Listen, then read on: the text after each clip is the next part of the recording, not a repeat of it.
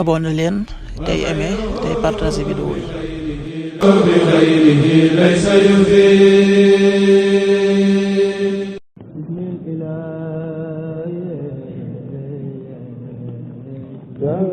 asalaamaaleykum mbokk yi, tey la altine ñaar fukki fan ak ñaar ci Shawwal muy weeru koor yi di fukkeelu weer ci atum junni ak ñeenti téeméer ak ñeent fukk ak juróom benn ci gàddaay yonente bi sallallahu alayhi wa sallam dëppoo ñaar fukki fan ak benn ci weeru avril ci atum ñaari junni ak ñaar fukk ak juróom.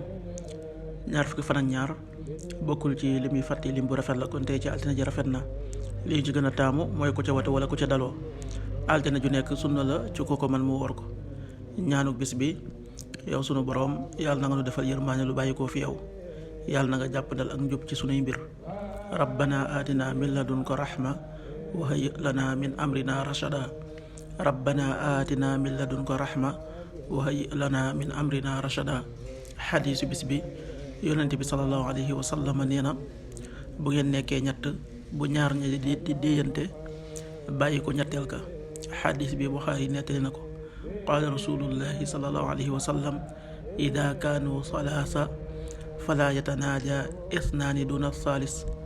rawaahu Buxaari.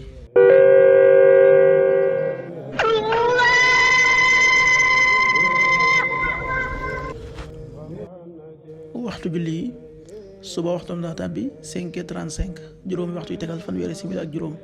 tisbaar 13h33, benn waxtu bu tegal fanweeri simili ak ñett.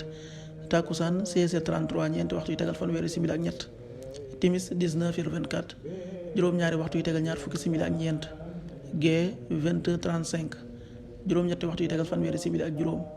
loolu mooy waxtu julli yi ci Touba ak li ko wër. bu fekkee nekkoo Touba, soo ko féetee penku ñaar fukk ak juróom-ñaari kilomètre dina wàññil benn simili. soo ko féetee sowwu ñaar fukk ak juróom-ñaari kilomètre dina yokkal benn simili. soo ko féetee Saalum wala Gànnaar, téeméeri kilomètre dina yokkal benn simili. jant bi dana fenk 6h50, juróom benn waxtu yu tegal juróom fukki simili. di so 19h20, juróom-ñaari waxtu yu tegal ñaar fukki simili. yàlla na nu yàlla nangul te nangul leen, amin.